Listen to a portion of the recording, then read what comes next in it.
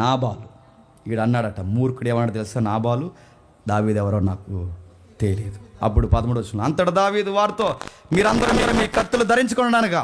వారు కత్తులు ధరించుకుని, దావీదు కూడాను కత్తి ఒకటి ధరించిన. ఇంక ఏమంటా చెప్పండి, నెక్స్ట్ సీన్ ఏంటి చెప్పండి, చెప్పండి. జగన్ గారు అన్నారుగా, చెప్పండి. రా నరికేయడానికి డైలాగ్ పెద్ద పొలిటికల్గా పెద్ద వైరల్ అయిపోయింది కదా.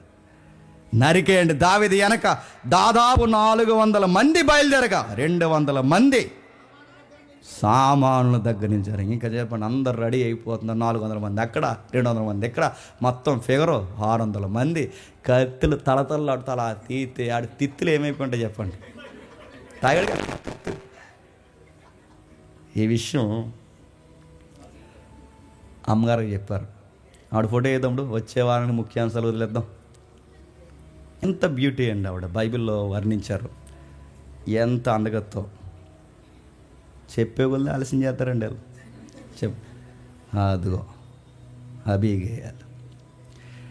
ఆ పదానికి అర్థం ఏంటంటే సౌందర్యవంతురాలు, వివేకమైనది, జ్ఞానం కలిగినది, గుట్టైనది, విషయాన్ని మనసులో దాచుకునేది, ప్రతి విషయాన్ని రోడ్డు మీదకి తేనిది, అందానికి తగ్గ బుద్ధి, బుద్ధికి తగ్గ అందం, గయ్యాలు కాని అబీగేయాలు, చక్కటి తల్లి.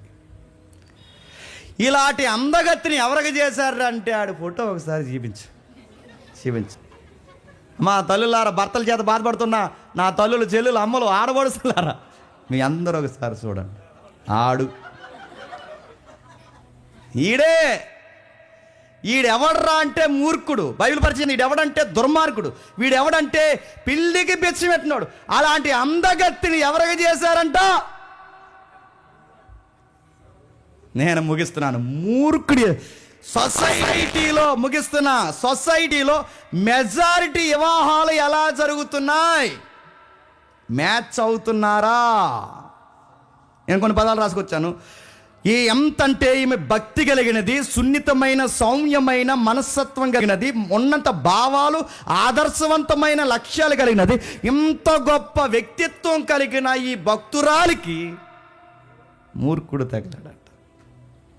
వీడి పని ఏంటంటే బొచ్చిక తెరుచుకోవడం, వీడి పని ఏంటంటే తాగే తిరగడం, వీడి పని ఏంటి చెప్పిన పీకల దాకా తాగడం, పీకల దాకా తినడం, ఎదుటోడికి వచ్చిన వాడి మీద తిరగబడం. వాళ్ళ దాసులు చెప్తారు, ఏమని చెప్తారు? ఒక్కసారి 17 వచనం అనుకుంటా, ఒకసారి మీరు చూడండి. 17 వచనమా 15 వచనమా? అయితే ఆ మనుషులు మాకెందుకు ఉపసారం చేసి ఉన్నారని ఆయన వస్తూ కిందికి 17 వచనంలో, మా యజమానికి అతని ఇంటి వారికి అందరికీ వాడి కీడు నిశ్చయించి ఉన్నారు కనుక నీవు చేయవలసిన దాన్ని బహుగా జాగ్రత్తగా ఆలోచించుము. మన యజమానుడు బహు పనికి మాలినాడు. ఈ ట్యాగలండి ఇవన్నీ. మూర్ఖుడు, పనికి మాలినాడు. కిందికి ఎవరిని తనతో మాట్లాడినవాడు ఎవడని మాట అంటాడనమాట. నేను అడుగుతున్నాను, ఇంత అందమైన పిల్ల, ఇంత చక్కటి రూపసి, ఇంత బుద్ధి కలిగిన ఇలాంటి చక్కటి సుందరిని ఎవరికి పెళ్లి చేస్తారు చెప్పండి? నేను చూశాను, మీరు చూసుంటారు చాలామంది, నాకు తెలియదు. కానీ ఆ చెల్లెళ్ళు, ఆ తల్లులు, ఆ వదులు ఎంత బాగుంటారు. నేను అప్పుడప్పుడు అనుకుంటాను, వీటిని ఎలా చేసుకున్నావమ్మా అని. అది బయటికి అనలేం కదండి, మరి వీటిని ఎలా చేసుకున్నావమ్మా అని. అలాంటి వాళ్ళు చాలామంది ఫోన్ చేస్తారు. నేను కూడా ఫోన్ వచ్చింది, రెగ్యులర్గా చాలా ఫోన్లు వస్తాయి. వాళ్ళు కంప్లైంట్ చేస్తారు, ఏమనంటే మేము భక్తిగా ఉంటాం, విశ్వాసంగా ఉంటాం, మేము చాలా తగ్గించుకుని ఉంటాం, కానీ ఎప్పుడు ఆయన అర్థం చేసుకోడండి.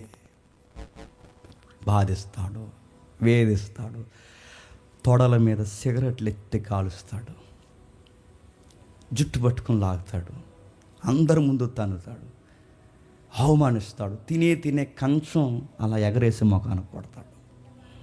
చెప్పండి అన్నయ్య, నన్ను ఏం చేయమంటారు? విడాకులు ఇచ్చేయమంటారా? కలిసి కాపురం చేయమంటారా అని అడిగే ప్రతి తల్లికి బైబిల్ చెప్తుంది. విడాకులు ఇవ్వడానికి లోకం చట్టం ఉందేమో, కానీ విడాకులు ఇవ్వడానికి బైబిల్ చట్టం ఒప్పుకోదు. రికార్డ్స్ చెబుతున్నాయి, బైబిల్ రికార్డ్స్ చెప్తున్నాయి, నీకన్నా అందగత్తి మూర్ఖుడికి లోబడి బతికింది. నీకన్నా ఉన్నతమైన టార్గెట్స్ ఉన్న తల్లి మూర్ఖుడికి లోబడి బతికింది. నీకన్నా చూడ్డానికి, వినడానికి, చెప్పుకోవడానికి, ఒక్క మాట చెప్పాలంటే ఒక్కసారి చూస్తే తనతో స్నేహం చెయ్యాలనిపించే ఒక చక్కటి రూపసి, ఒక్క మాట చెప్పండి, నీకన్నా 1000 రెట్లు గొప్పది. అంటే మూర్ఖుడికి లోబడి బతికింది. ఈ జనరేషన్లో ఆవిడుంటే హీరోయిన్లు కూడా ఆవిడ ముందు పనికిరారు. ఈ జనరేషన్లో ఆవిడుంటే మిస్ యూనివర్స్ కూడా ఆవిడ ముందు తెగదురిపే. ఈ జనరేషన్లో ఆవిడుంటే ఆవిడ ఒక ఐకాన్ ఫిగర్గా బ్యూటీగా నిలబడుతుంది. అలాంటి ఆవిడ తన భర్తకు లోబడి బతుకుతుందంట. ఇంకో మాట చెప్పిన, ఎవడన్నా ఈ బోర్డు సలహాలు ఇస్తే మీరు తీసుకోకండి. ఆడి ఎదవ విడాకులు ఇచ్చంటే, ఎదవకి విడాకులు ఇచ్చాను బైబిల్ చెప్పిందా?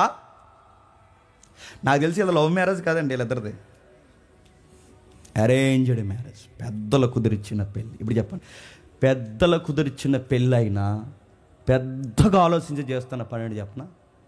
లోబడుతుంది. బైబిల్ ఏముంది చెప్పిన? స్త్రీలారా మీ భర్తలకు చెప్పండి లోబడి ఉండి. అప్పుడు నువ్వు డ్యాష్ ఎట్టి బ్రాకెట్ ఎట్టి ఎలాంటి భర్తకు లోబడాలి? బ్రాకెట్లు లేవా మా పెద్దమ్మ? బ్రాకెట్లు డ్యాష్ అయ్యండి. భర్తలకు లోబడి ఉండడి, డ్యాష్ బ్రాకెట్లు పూరింపు లేదు. భర్తకు లోబడి అంటే ఎలాంటి భర్త? ఎలాంటి భర్త అయినా. మరి ఈడు ఇలా మమ్మల్ని తినేసి మా కిడ్నీలు అరగొడేస్తుంటే ఈడితో ఎలాగంటే, ఈ చట్టం జోలికి నువ్వు పోవద్దు, కానీ ఒక చట్టం పనిచేస్తుంది, అది కళ్ళు మూసుకుపోను లేదు. ఆ చట్టం పేరు దైవిక చట్టం. ఆయన జడ్జిమెంట్ అమలు చేస్తాడు. ఈ టైంలో నువ్వు చేయాల్సిన పని ఏంటంటే చెప్పండి, ఓపికగా కాపురం చేయాలి. ఎన్ని సంవత్సరాలు తెలియదు, ఎన్ని నెలలు తెలియదు. ఇప్పుడు నువ్వు చేయాల్సిన పని ఏంటంటే ఓపిక, నిరీక్షణ. అలా కాకుండా ఇప్పుడే దిశ పోలీసులకు ఫోన్ చేస్తాను ఆగన్నాను, ఆడేమంటాడు చెప్పండి, చేసుగా అంటాడంటా చెప్పండి, చేసుగా 2 నెలలు జైలుకి వచ్చేదని ఏమనుకుంటా అంటాడు. కేసులు పెడితే మారతారా? కోర్టుల దగ్గరికి వెళ్తే విడాకులు చక్క పెడతాయా? నేను మళ్ళీ చెప్తున్నాను, మీరు గొడవలు పెట్టుకున్న రచ్చబండలోకి మీ తగులు తీసుకొస్తే నేను మళ్ళీ చెప్తున్నాను, మీ కాపరాలు సర్దుతారా? కాపరాలు బాగా ఏడుస్తున్న ప్రతి తల్లికి, చెల్లికి, నాకు వయసులో పెద్దవారున్న ప్రతి అక్కకి నేను చెప్తున్న మాట ఏంటంటే, మీ భర్త ఎలా అంటోడైనా చెప్పండి లోబడండి. దేవుడు ఎలాంటి జడ్జిమెంట్ ఇస్తాడో చూడండి. వింటాడా? సరే, వినలేదా? పేజ్ 1 వాడు ఆర్థికంగా కొడతాడు. పేజ్ 2 వాడిని మంచం పట్టిస్తాడు. పేజ్ 3 వాడిని ఖాళీ చేసి ఖతం చేస్తాడు. మళ్ళీ చెప్తున్నాను, వాడు కళ్ళ ముందు వాడికి చూపిస్తూనే ఉంటాడు. నువ్వు చెయ్యాల్సిన పని, దేవుడు నీ చేయబట్టుకుని నీ పక్షాన నిలబడాలి అంటే నువ్వు చేయాల్సిన పని, ఎంత అందమైన, ఎంత సుందరమైన, ఎంత చదువున్న దానివైనా, ఎంత గొప్ప విశాల హృదయం కలిగిన దానివైనా ఒకరిని చేసుకున్నావుగా, చేసుకున్న వాడికి నువ్వు లోబడాల్సిందే. అప్పుడప్పుడు ఆడు ముఖం దగ్గరికి వెళ్ళి ముఖంలో నీ ముఖానికి నేను దొరికాను, అసలు నాకు ఎవరు వస్తారో తెలుసా అన్నావు అనుకో, మొత్తం పచ్చడి చేస్తాడు చెప్పండి. మాకు ఆ పోలికలు వద్దు, ఇంకా అయిపోయిన పేజీని మళ్ళీ వెనక్కి తేలేం. కానీ new phase, new life start చేయాలంటే ఆయన చేతులకి ఇచ్చే న్యూ లైఫ్ ఆయన స్టార్ట్ చేస్తాడు. నీకు భారమైన వాళ్ళ సంగతి ఆయన చూస్తాడు. నువ్వు ఆయనకు లోబడితే నీ యొక్క ప్రవర్తన ఏమో, ఎందుకు ఆయన అక్కడ అలా పెట్టాడో నాకు తెలియదు, కానీ బహుశా నీ భర్తను నీ ద్వారా మార్చాలనుకుంటున్నాడేమో. కానీ ఆ మంచి సౌలభ్యాన్ని ఆయనతో గొడవలు పెట్టుకుని వాడిని ఇంకా మూర్ఖుడిని చేస్తున్నావంటే వాడిని అడుగుతాడు లేదో నాకు తెలియదు, కానీ చెప్పండి ఆయన నిన్ను అడుగుతాడు. గుర్తుపెట్టుకో.